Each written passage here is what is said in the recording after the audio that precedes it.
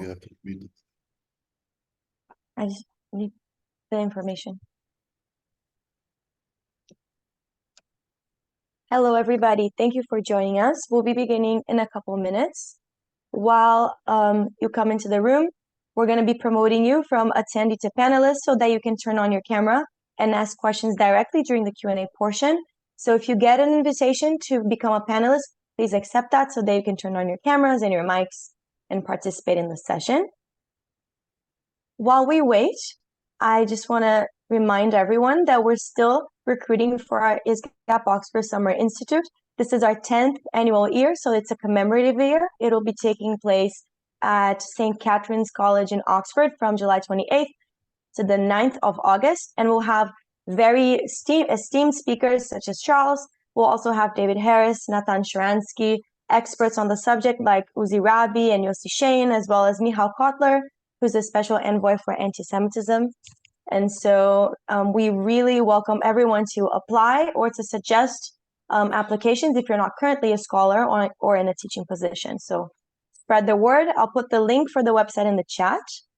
And with that said, as we still promote you, I think, Charles, I'll pass it on for you to start. Thanks, Daphne. So maybe we can wait a moment, and if people would open their cameras with the help of Daphne, that would be great. We kind of create a small virtual community. It's nice to see everybody. Stephen, you're coming to Oxford, I hear. I am. Are you? I'd like to. I recommended a colleague, and she was accepted. I know Daphne just got in touch with her. I'd love to come. I'd love to come. Amazing. So we sent messages around to our alumni. This is the 10th anniversary of the program. And I think actually after October the 7th, it would be great if everybody comes together, not only to do a refresher course, but to connect. I think a lot of people are feeling alienated, under siege. I'll contact Daphne. Amazing. I think Mark is coming, and Christopher. It's nice to see you guys. Nice to see you too. It's good to be seen. So I hope everybody's doing well.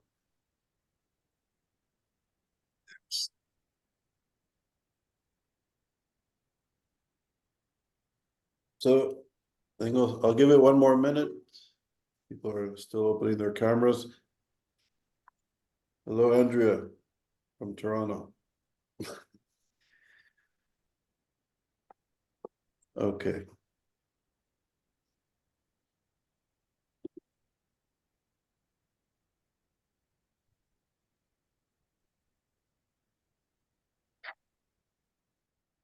So everybody can feel free to open their cameras. So I'll start. And I think basically I wanted to give unfortunately Elon Carr couldn't be with us today, so I'm kind of filling in at the last moment. But I thought it would be important to kind of raise some issues with you guys, especially the scholars around the table. I'm reminded of, given the situation, I don't know if everybody's sort of seen the Judith Butler video that's sort of circulating. There's the Jewish Voices for Peace circulating a video by Judith Butler, who's a very respected scholar internationally, a leading intellectual. And I guess if somebody would do an assessment of the court Jew, perhaps she has a place in that functioning role, which is historically rooted in terms of the Jewish community and Jewish peoplehood and anti-Semitism. And basically Judith Butler, who's Jewish, she's a feminist of some sort, she's gay and proud to be, as she should. She said about 10 years ago that Hamas and Hezbollah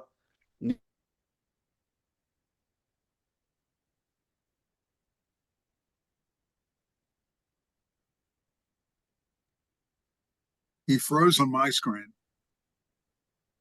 Okay, same here. Let's just give it a couple seconds for his internet to pick up. Pardon? Charles, you're Yeah. back? You froze.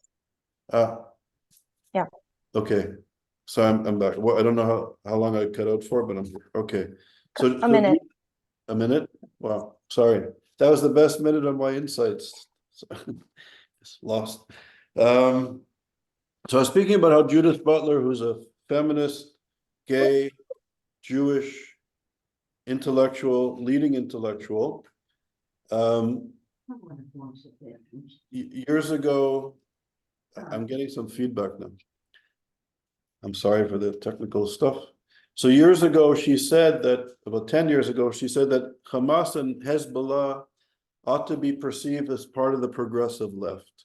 And her words in academic and even in political settings are very important. She's a leading intellectual, she's a leading figure. Now, for a Jewish woman who's gay with a profession, I don't think she would have the space in the societies controlled by Hamas and Hezbollah to live the life that she lives. So there's something, off about her statement. And one would imagine after the massacre in southern Israel, that a gay feminist intellectual, after the brutality and after the rapes, the sexual crimes that were committed against Jewish women, that she would change her views. But actually this week she doubled down and in a way was, I would argue, her words were supportive of Hamas in that Hamas represents, in her view, a legitimate expression of an uprising. So, how does this happen? How are we living in a moment, in an intellectual moment, where scholars are piling on, are supporting the murder of Jewish people that were murdered, children in front of their parents, parents murdered in front of their children, women brutally violated with sexual crimes and mutilated, men being mutilated. And unlike the Nazis during the Holocaust, that to some extent they hid the final solution so they can carry it out, these barbarians videotaped it in this global age of the internet so that they can get more support for their social jihadist movement, which they successfully do. The videotaping of these barbaric acts to the world has empowered and made Hamas the champion, the tip of the spear of the jihadist global movement. Among jihadists, but tragically and incredibly, among student groups and some intellectuals in the West. So how did we get here? And I'm reminded of the speech that Martin Luther King gave. It was a famous speech where he spoke about how the United States was sleeping through a revolution. And that particularly the churches and universities were sleeping through a revolution. This is in the late 1950s and early 1960s. And Martin Luther King argued that young Americans, young Black and white Americans, in sports and in music and in cultural activities, that the segregation, the wall of segregation was crumbling. And that young Americans, Black and white Americans, were celebrating through music and through culture and through sports, and they were coming together. And yet on Sunday afternoon, the most segregated moment in America was in the churches. And that the universities were also segregated and not engaging the changes of society, and they were sleeping through a revolution. And it was only in the late 1950s and early 1960s that a group of historians at Yale University were the first white professors to acknowledge the legacy of slavery the legacy of Jim Crow and racism in American society. This was going on in historically Black colleges, the study of racism, but it was something that was ultimately negated in the white universities. So Martin Luther King was speaking as eloquently and powerfully as he did about how the universities, the churches, the leading members of American society were sleeping through a revolution. And ladies and gentlemen, once again, we as a society is sleeping through a revolution. Some of us around, I see some familiar faces and friends, and some of us have been struggling for decades, trying to bring attention to the increasing anti-Semitism.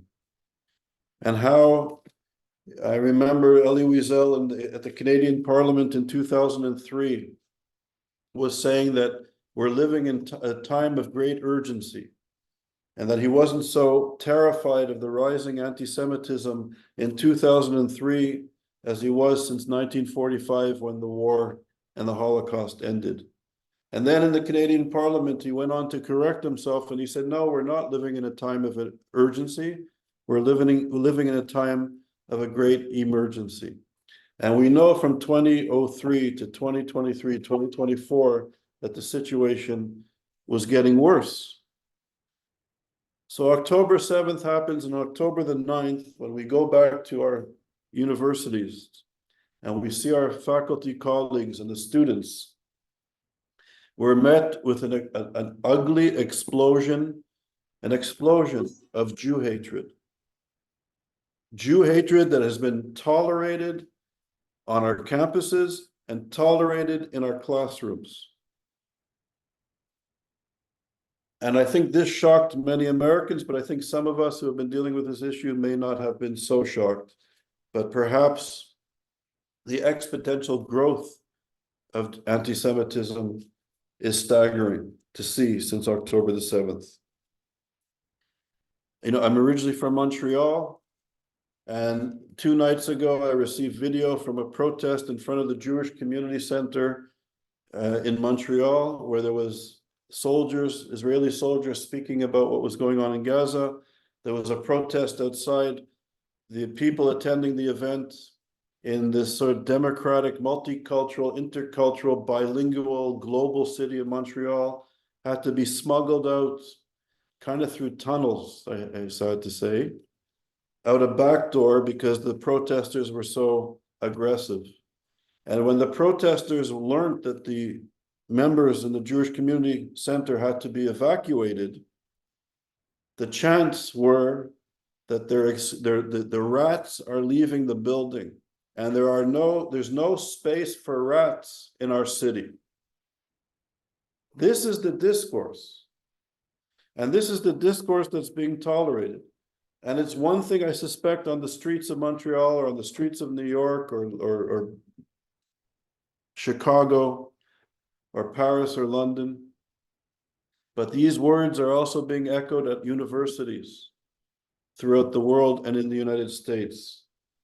These chants, the intimidation, thousands of students and faculty members literally afraid to go to class, fearing in the United States of America and in other democratic countries for their physical safety.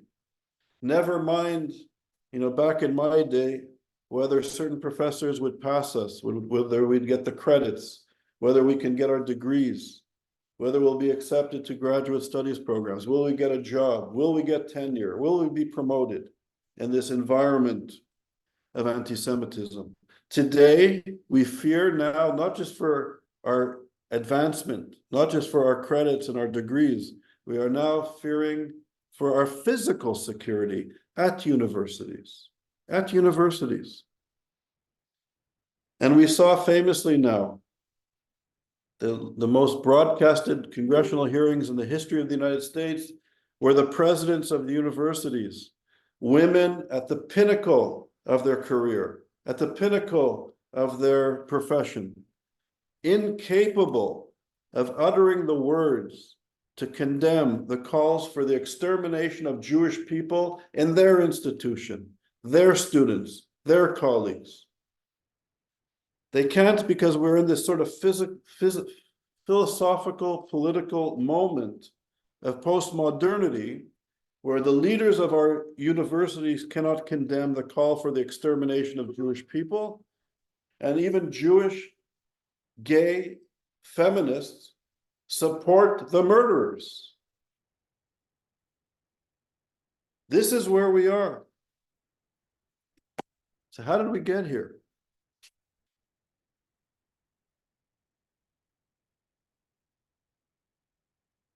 In 1983, we know famously that Edward Said claimed to be the last Jewish intellectual, and that he contended in 1983 that the Jewish professors have become scribes, fat scribes in the suburbs of America, and that he was the inheritor of the Frankfurt School of Thought and the intellectual contributions of the Jewish refugees to scholarship of the Frankfurt School. And then he argued that the Jews were the Nazis, the Israelis were the Nazis, and the Palestinians were the Jews. When he said this in 1983, people thought maybe he had a bad day, maybe he was slightly incoherent, something was off.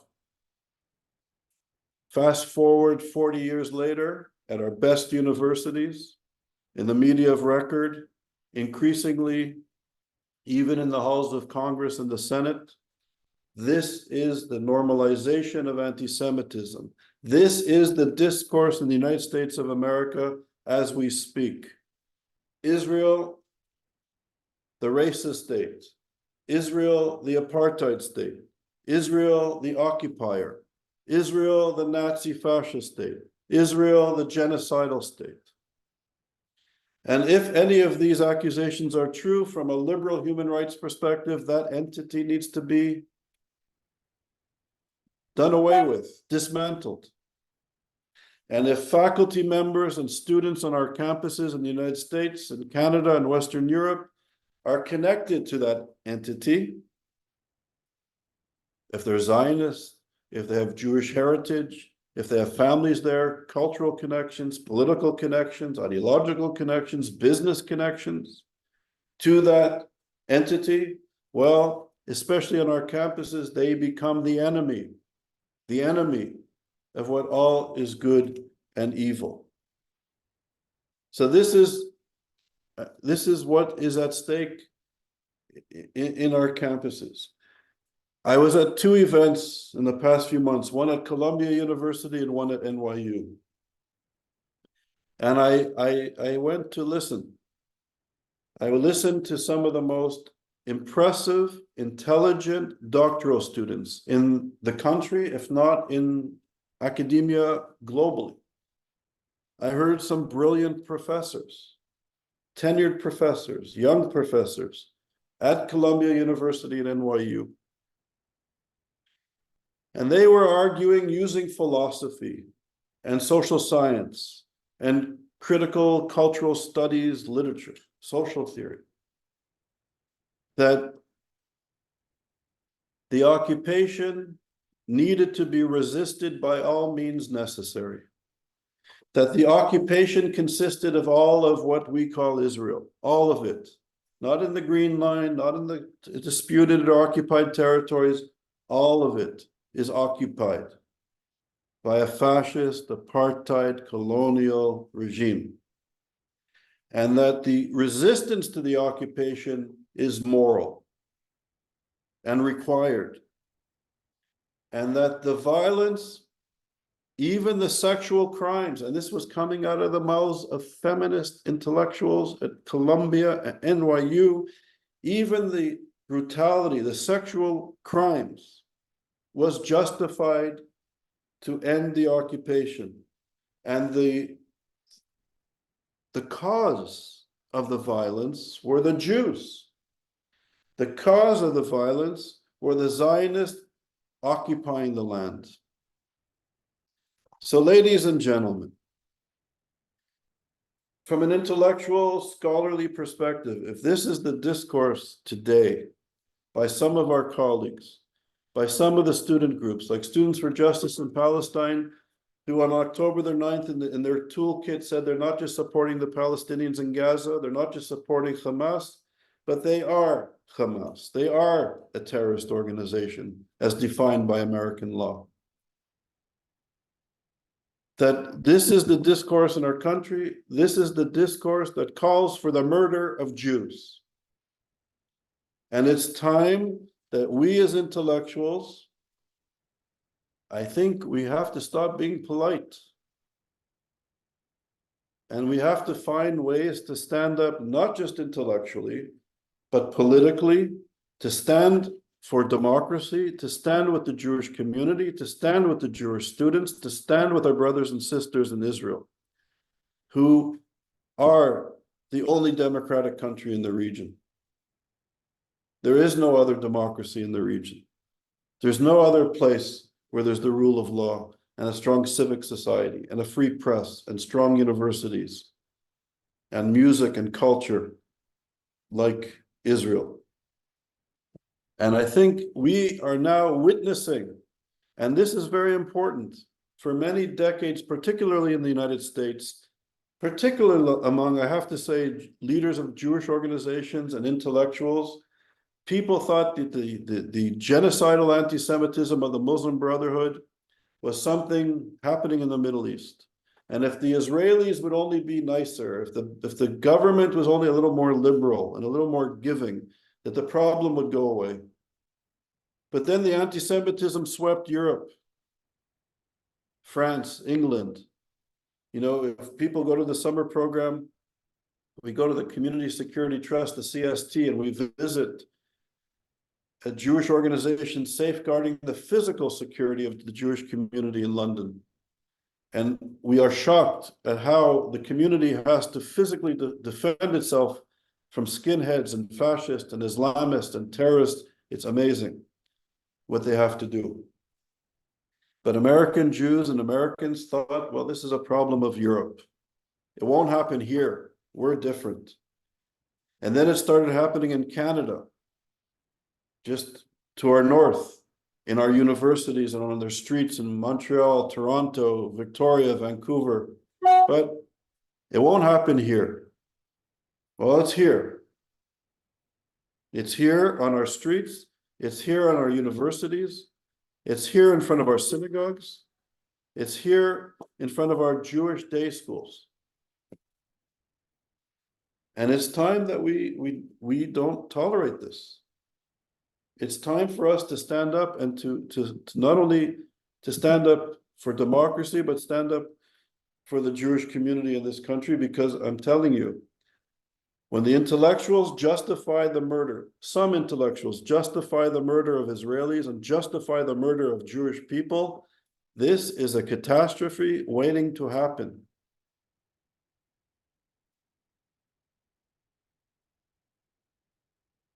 So I think as scholars, you know, I was recently at the University of Texas at Dallas with David Patterson, a colleague of ours. He runs the largest, most important Holocaust scholars conference annually.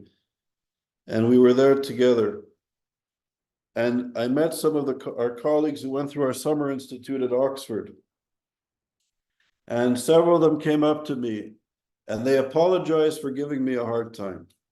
Because from an American perspective, if we're fighting anti-Semitism on the right, the extreme nationalists, the white supremacists, some of the supporters of Trump who are xenophobic and anti-Semitic, you know, they didn't understand why my colleagues and I at ISGAP were also looking at political Islam, anti-Semitism, as it relates to denying Israel's right to exist by Palestinians, by Hamas, by the Muslim Brotherhood. And why we were attacking the Judith Butlers of the world and the postmodernists and the progressive intellectuals in the West. They thought we must be racist, we must be right-wing, we must be Zionist advocates rather than intellectuals. And they came up to me and apologized, because here we are in 2024. And tragically, my colleagues and I were mapping why anti-Semitism is re-emerging in the sort of age of neoliberal globalization. And we look at the attack on the center from extremist social movements, be it political Islam, the radical right, and the radical left. So this is no longer a right-wing, left-wing, anti-Islamic issue. The anti-Semitism is here, and I think intellectuals, people around this table, need to play an integral role in fighting the legitimization of the murder of Jews that is being taught in the classroom and is being tolerated on our campuses. Again, when the presidents of these three universities could not bring themselves to condemn the calling of genocide against Jewish faculty and Jewish students, their colleagues at their institution, it's mind-boggling. It's mind-boggling. And we can't tolerate this. So I think students of and students of history, students of understanding anti-Semitism, students of some of us here who deal with racism and democratic issues and social movements, I think it's time that we come together, whether we're left-wing or right-wing, whether we're historians or sociologists or philosophers, whatever our disciplinary background, and just we have to speak in one voice and understand to map and decode this crisis. Because literally, my reading of the intellectual landscape is that there are intellectuals that are legitimizing the murder of Jews. And we all know that ideas matter, and ideas filter down from our best universities into other universities, into the media of record, and into the halls of governance. This is where young North Americans and Europeans learn to be citizens. And I'll just end by one, final point. 2 weeks ago, I was invited to speak to a dinner of 30-year-old young Jewish people in New York. They were incredible, very successful young American Jews. They were in high tech, in law, in publishing. There were some screenwriters from Los Angeles who were there. There was one young kid born in Morocco, raised in Paris. His family left Paris because of anti-Semitism. Those of you who know what's going on in France and the UK, Jewish people are leaving. His family left. He went to Cornell. He's 32 years old. He has 300 employees at his high-tech company. A genius. From nothing, he made this company. And what shocked me is I knew anti-Semitism was significant in academia. I knew it was in the media of record. I know it's encroaching in our government, but in the private sector, it's pervasive. After October the 7th, the floodgates have opened. And I don't want to bore you with the details, but one young, brilliant person after the next was explaining what was happening in their companies, in their industry, and it's significant. So it's a dire situation, as I'm sure many of you know, but I think it's time that we stop being polite and speak truth to power. We need to speak truth to power. We need to go to our departments. We need to go to our presidents. We need to, I think literally fight back.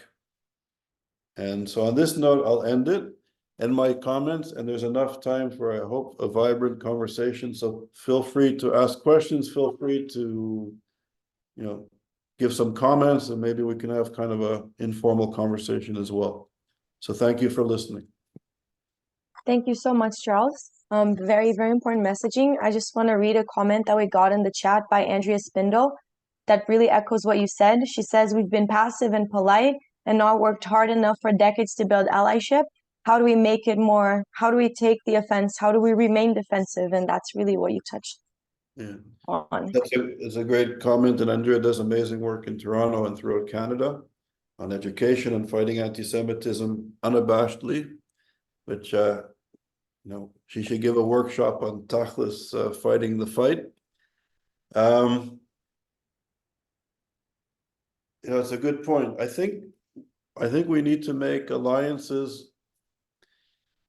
I I know from leaders of Jewish organizations in the United States for decades, they've put a lot of energy in building coalitions. And on October the 8th, on October the 9th, many of those partners did not show up. They did not stand with us. And if we want to speak plainly, it's a bit of a disappointment. And I think many Jewish leaders who, maybe they're doing it more privately, but they're rethinking all the work that they've done for decades in building coalitions. Many people didn't come to stand with us. I think one venue of building coalitions is reaching out to minorities and women and gay people in the Middle East who are fighting political Islam throughout the region in Iran, in Lebanon, in Iraq, in Turkey, and to give voice to moderate people, to give voice to people who have been on the front line and risking their lives fighting this insane ideology. And we need to stand for democratic principles. And despite some of the rhetoric of Judith Butler and other intellectuals who claim to be feminists or claim to be queer or claim to be progressive, they're not. They're supporting murderers, literally. So maybe, reaching out to, in North America and Europe, there are refugee communities that have been running away from the region for decades who get it. And when they meet some of us, our words resonate and their experience resonates for us. So I think it's about reminding people in the West what democracy is really about. That could be, one approach. We have, on that note, we have 5 hands up, a lot of questions coming in as you said that. I think we can do Emmanuel, then Carrie, then Stephen, Daniel, Christoph. Just, I ask you to be concise because we have about 15 to 20 minutes. Thank you all again, and thank you, Charles, for doing it every time. And Ben-Gurion was very successful. He said, we have to do what's good for the Jews, not what the Goyim said. And when the Americans told him not to create the state, not to declare it, he did declare the state of Israel. When they told him then not to have Jerusalem as a capital, he did so. Nowadays, we have the best, our people here in Israel fighting. They're young and not so young. And when they are the best people now, because they are doing what has to be done. And whenever they have a break from fighting, they are dancing around and they are shouting, I'm a Meshuga, I'm crazy, I'm a Meshuga. And let me do what we have to do. And also in Israel, we are too soft on the world, and we always ask, what should they say? What would the Hamas say? What they would do? No, we have to decide, and we have to do what's good for the Jews. So that's good for the Jews all over the world, also in New York and in Montreal or wherever. So again, thank you for everything. Thanks, Emmanuel. I agree. The stereotype is not true, but the stereotype of the Jews is that we walked into the gas chambers like lamb. And today we're fighting. And then we're criticized for being sheep, and we're criticized for being fighters. And I think you're right. We're fighting a reactionary social movement. We're fighting a movement that is genocidal in their anti-Semitism. They want to destroy the Jewish people. Yosef Qaradawi, the head of the Muslim Brotherhood, Hamas is an offshoot of the Brotherhood, Hezbollah, and even the Iranian regime, even though Shiites inspired by the intellectuals of the Brotherhood. The Brotherhood calls for all true believers to complete the work of Hitler. They're sexist, homophobic, anti-democratic. They have a cult of death, in the words of Elie Wiesel. And we don't need anybody's permission to defend ourselves. We don't need, and if we have become a nuisance to the political system, to the world, for fighting this reactionary social movement, this cult of death, well, then there's something wrong with the leaders of these countries. And you're right, Emmanuel. You know, we have to stand up for Jewish life, for life in general, and I think for democracy in the face of evil. This is evil. And you know, Emmanuel Levinas said two things that really resonate with me. He said many important things, but two that I think is appropriate. In Judaism, we don't have this notion of tolerance. We have the notion of humility. And Emmanuel Levinas teaches from our Talmudic thought that we need the other to be human. Levinas, the Talmud teaches that the moment we see our face in the face of the other, we're human. We need the other to be human. This is humility. This is Jewish ethics. This is a profound recognition of the sanctity of life. We're all created in the image of God. Jewish, not Jewish, we're all created in the image of God. Emmanuel Levinas also taught that if you're facing a reactionary social movement that does not recognize the other as human, as the Muslim Brotherhood does, the Jews, apparently we come from the urine of donkeys, from apes and pigs we come from. We're not human. We represent evil in this twisted perversion of Islam. And Levinas teaches if you're facing your adversary and they do not see you as a human being, if they don't see you as part of, you know, of God, then you don't negotiate with them. You don't negotiate with them. You fight. You fight. And this is a man that believes in humanity. This is the man who believes in Jewish ethics and the sanctity of life. So this type of movement, there's no tolerance of. It's evil. You fight it. And hopefully, and I think it's possible, this is, you know, I think with perhaps with Saudi-Israeli peace, you know, maybe there could be a replacement of Hamas in Palestinian society by a younger generation that has more of a sane view of the world. But Hamas has to be defeated. Muslim Brotherhood has to be defeated. The fact that Qatar, where the royal family is connected to the Muslim Brotherhood, they have a spiritual alliance with the Muslim Brotherhood. They follow all of their fatwas and all of their edicts. Qatar is giving more money to American universities than any other country in the planet. A country of less than 350,000 citizens is giving more money to our universities. So is it any wonder that this is the crap that our intellectuals are teaching? Is it any wonder that SJP are calling for the death of Jewish people at our universities?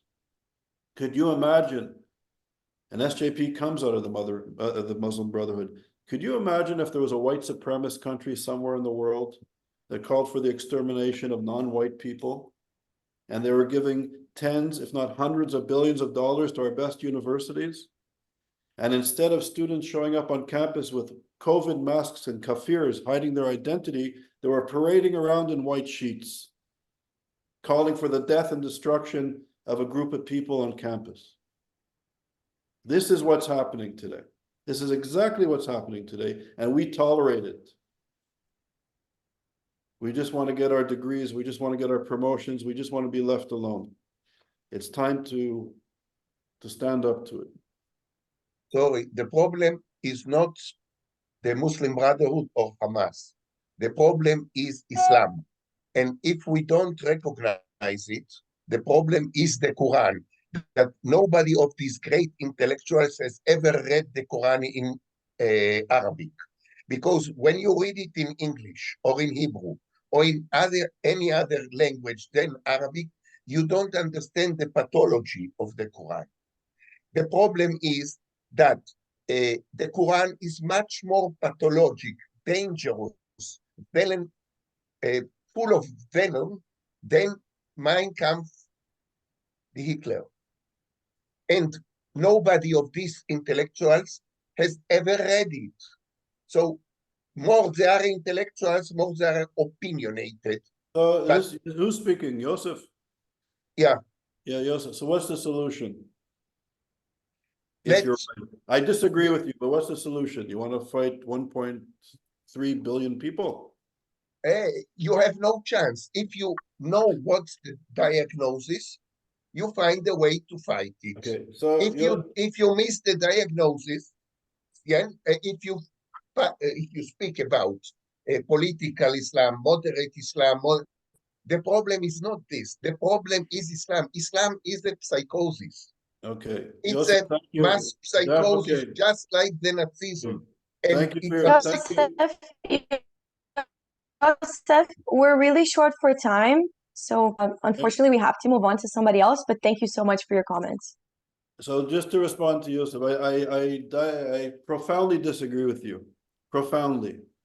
I think that you can make, I think Islam, Christianity, Judaism, there's tendencies in all religions to do kind of inhumane things, and there's tendencies. Did you read the Quran? Please, okay, Daphne, could you silence him, please? Really. Yosef, you made your point. I'm trying to respond to you. Thank you. Look, there's tendencies in Christianity that one could argue does not recognize the other. There were centuries of Christian anti-Semitism, but there's also, I believe, schools of thought, thinkers, and Christians who have moved away or diametrically opposed to the murder and subjugation of Jewish people. I believe that, there has been some changes in Christian thinking, particularly since the Holocaust, that is open to really open and recognizes Jewish people.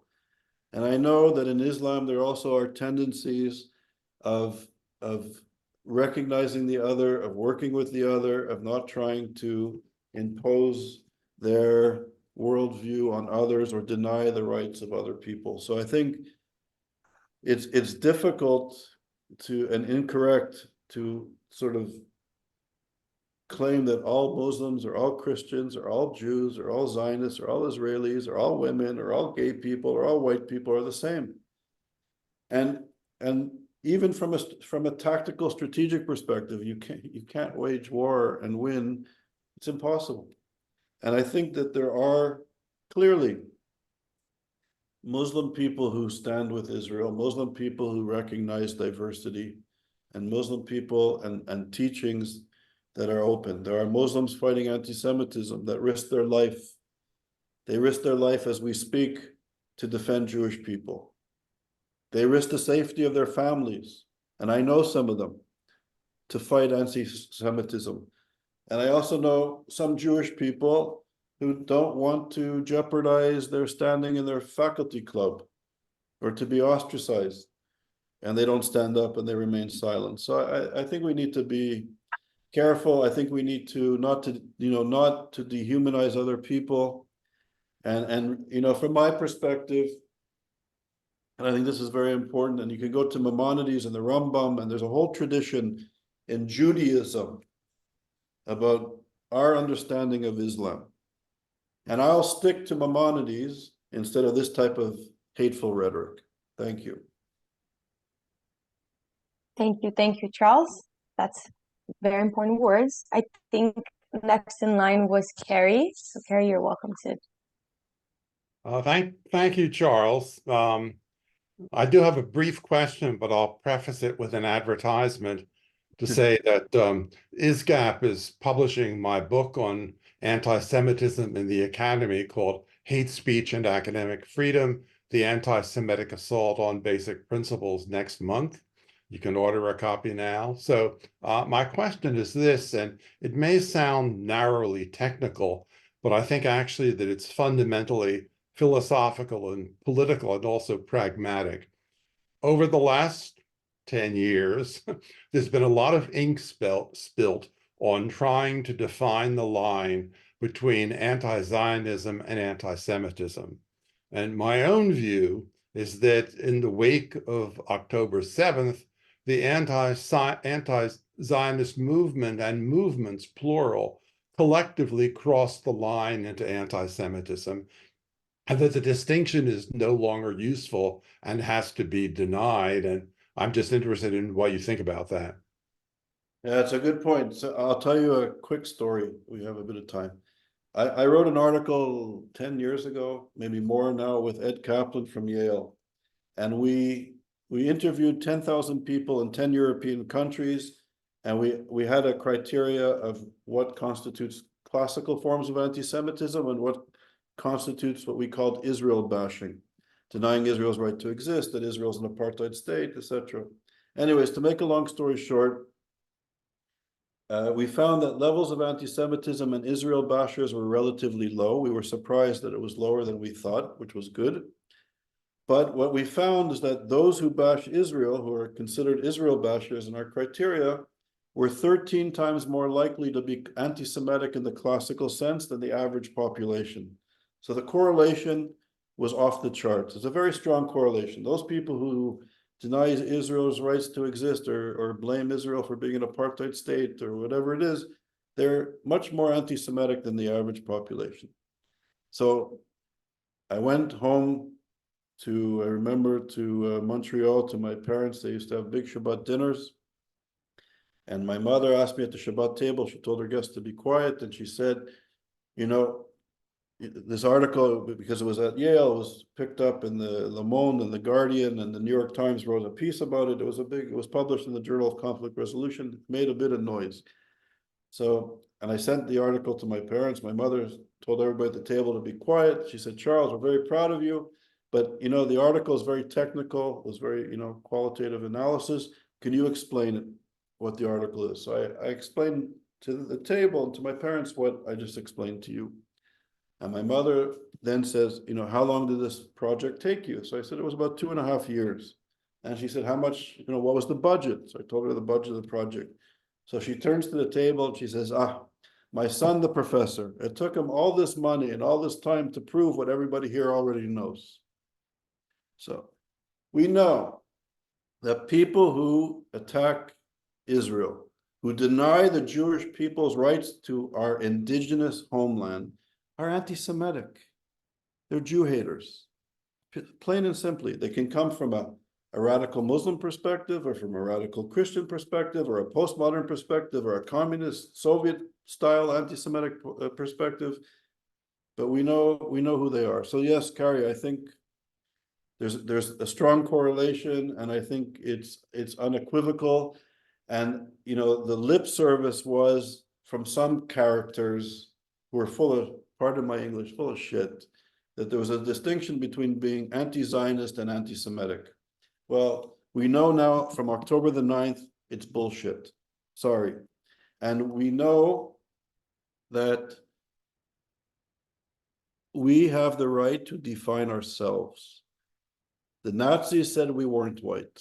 These postmodern intellectual clowns say that we're white racists. The other people define our connection to our culture, to our country, to our land. They don't have the right to do that. We have the absolute right to define ourselves and to, you know, have our self-determination and practice our culture and our religion in the ways that we wish to. We don't need other people to tell us. That's my response. Carrie, I don't know if I answered you adequately, but. You seem to be on target. Okay, cool, thank you, thanks. We still have a lot of hands up. Next in line was Christoph, if I'm not mistaken, but we also have Daniel and Dr. Uzan with their hands up. I think Daniel was before me. That's very honorable, Christoph. Daniel, go ahead. Okay, yeah, You very read in honest. Hebrew or you read in English, it depends. I mean, one thing, the more I look at it, the more it strikes me that there is a really big overlap between Islamism, and I take your point, Charles, about ism rather than Islam. But if you look at Islamism as a movement of religionized politics, and if you look at woke, so-called woke politics, I don't like the term, but you know what I mean by that kind of identity politics and so on, there is a real overlap between them. I mean, and Judith Butler, more than anyone else, exemplifies that. So, you know, both anti-democratic, anti-modernity, anti-liberal values, anti-Semitic. So it seems to me that it's really important to get the balance right of being critical of Islamism, which a lot of people shy away from. They might talk about it in seminar rooms, but they won't do it in a public forum. But being brave enough to be critical of Islamism, but not seeing it as kind of exclusively a problem of Islamism, but seeing that there's a lot of people in the West with a real predisposition for those arguments, because they share a lot of the same premises. Yeah. Yeah, so Daniel, I think this is the ultimate, you hit the nail on the head. This is the point. So we refer to this, as you know, to the Red-Green Alliance, and it's staggering that people who perceive themselves to be progressive Western intellectuals are literally in bed with radical, reactionary, religious, social movement of political Islam. And this is the Red-Green Alliance. And what they have in common are probably, I would say, two things. One, a disdain for Western hegemony, so European and American power. They see this as unjust, and they want to, decenter the West in this sort of post-colonial age. And the radical Islamists, the Muslim Brotherhood and other Islamists, understand the state as sort of a vestige of American or Western imperialism, and that the state needs to be eliminated and replaced by a caliphate, where Jews and Christians, if they stay, will be demised, will be, paid second class, not even citizens, second class members of society, women subjugated, gay people killed, religious minorities, not recognized. And then, so there's this strange Red-Green Alliance. And the other thing they have in common, I would argue, is that they're genocidal anti-Semitism. I can't imagine anything else that they have in common.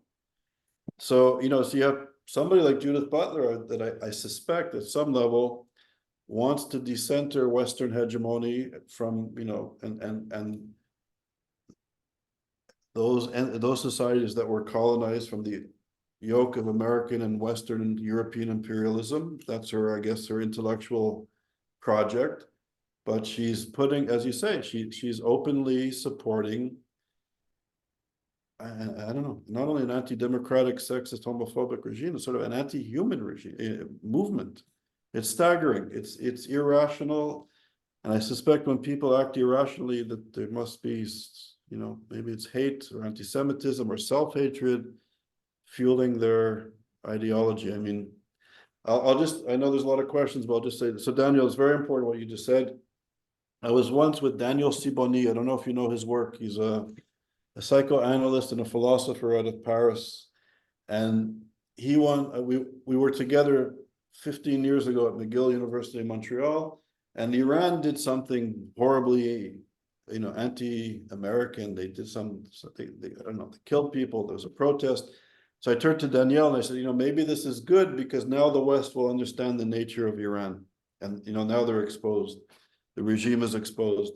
And Daniel said, no, he said, from a psychiatric perspective, when people's worldviews begin to crumble, when the contradictions become so obvious, most people just double down on the messenger to safeguard their worldview. It's very few people that have the courage and the integrity and the strength to change their worldview, to realize that they made a mistake and to look for a new truth, a new sense of truth or understanding. And those words that Danielle said struck me. So here you have Judith Butler after the massacre, after where Hamas is, exposed, they're naked, what their agenda is. She still supports them. It's irrational and very dangerous. I mean, she's very influential, and she's probably influential because she's anti-Semitic, but that's a whole other story. But thank you for your comment. We have 3 more hands up. Christoph, Dr. Uzan, and then if we have time, Emmanuel will get back to you. Yeah, I just want to make a quick comment. Not on your talk, Charles. I was running a ISGAP lecture series at the American College of Greece here in Athens for 7 years. Okay? Yeah, I heard. Yeah. Until about 6 weeks ago, where I had David Nussbaum coming up with a talk about, let's say, the situation in Israel. And we made the mistake of having in the title the word Zionist. Then a student, a Palestinian student, went to the dean and screamed in her face, how the college can dares to, let's say, go against Palestine and God knows what, and supports Israel, etc. So the dean eventually came to the talk. Talk did not take place, because of technical problems.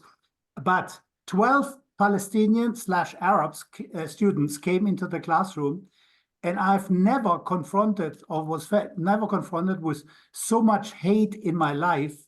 I thought they would kill me or something, you know. I couldn't believe it, you know, the kind of hate. And they were making statements like Herzl was a genocidal person, Ben Gurion anyway. And I mean, like, you can't imagine, you know.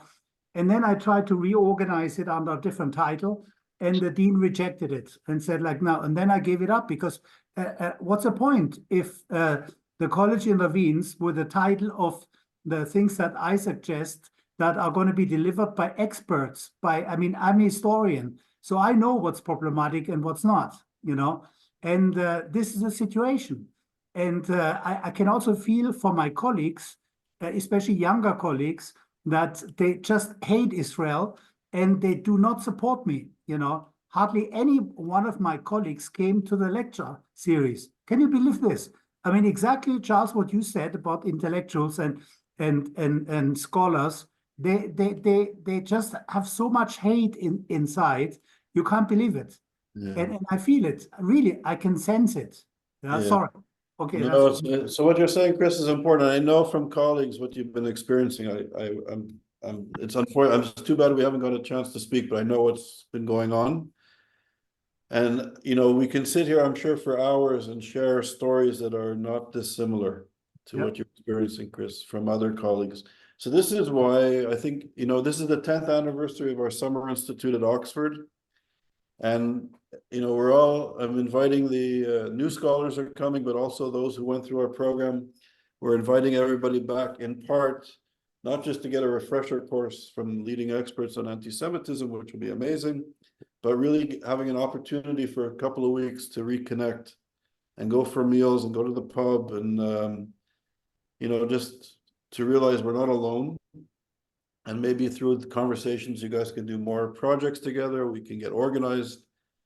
But yeah, Chris, it's horrific what you went through, and you're not alone because, you know, I'm hearing stories from students and faculty in the United States, mostly where I am, and their story exactly what you've experienced. It's happening around the world tragically. But yes, it's the removal of sanity, is the removal of ideas, scholarship, and it's the silencing of the Jewish people once again. So anyway, I'm glad you're coming to Oxford. I'll get the first whiskey. Me too. Okay. We're very short for time, so Dr. Uzan, you have the last question, comment. Yes. And I'm sorry if everybody else, we can't get to you today. Thank you. Can you hear me? Yes. Yes. Well, Charles, you rightly said in your excellent talk that we have the right to define ourselves. And I would add, if I may, just a little remark. We also have the right to, and not only the right, but I think it's a necessity to strengthen our identities, our Jewish identities. Perhaps not you and I, but the students, those who are humiliated, because as a historian, I know that humiliation can be a launching pad. And I think this driving force, instead of being, obviously we are all so affected that it's not immediately a driving force and a launching pad. But you mentioned rats, you mentioned the inversion of the Holocaust. This is maybe more than 20 years ago that it started. But today, the students all over the diaspora are helpless. They feel helpless. So how did they do during World War II? They strengthened their Jewish identity. I mean, scouts. You probably have heard of the Éclaireurs de France in France and also in French North Africa. What did they do as they were resistance fighters? They strengthened their Jewish identity. So that may not be the complete political solution. It's not, but it's an immediate solution for Jews. And then I will do the reverse as Carrie did. This is also an opportunity to say that my book entitled True to My God and Country has been just published by Indiana University by their Studies in Anti-Semitism, directed by Alvin Rosenfeld, and it shows how soldiers, men and women alike, fought anti-Semitism. Thank you so much. Thank you. Amazing. So I'm looking forward to reading your book. I didn't know about it. I hope you'll come to Oxford. And I'll tell you what, and you can speak to Daphne offline. I hope you can make it. I agree with you completely. Actually, we started a research project on notions of Jewish consciousness. My mentor was a teacher of Stephen Biko, who created Black consciousness. And I think there needs to be Jewish consciousness. We have our identity, who we are as a people. We're not Black, we're not white. People are defining us at such a basic level in a non-Jewish, antithetical way. We have to reconnect with who we are as a people, how we define ourselves as a nation, as a people, our sense of justice, the concepts that are the wisdom in Jewish thought is just incredibly rich. And I agree. We're all well educated in Western thought, and we're all intellectuals on this call. Wonderful. But I agree with you profoundly. We need to reconnect or to connect or strengthen our understanding of who we are based on our terms, We have to stop being defined by other people, particularly our enemies. So your point is extraordinarily important, and it's an optimistic note to end a depressing subject. So we have the ability to take our fate in our hands and to move forward. And I think that's a very powerful message. And thank you for reminding me of that. And thank you for reminding us of it. I think that's the perfect place for us to stop today. Thank you so much, Charles, for your time and Thank for you, this everybody. beautiful lecture, and everybody for being here. Thank Stay you. well and strong.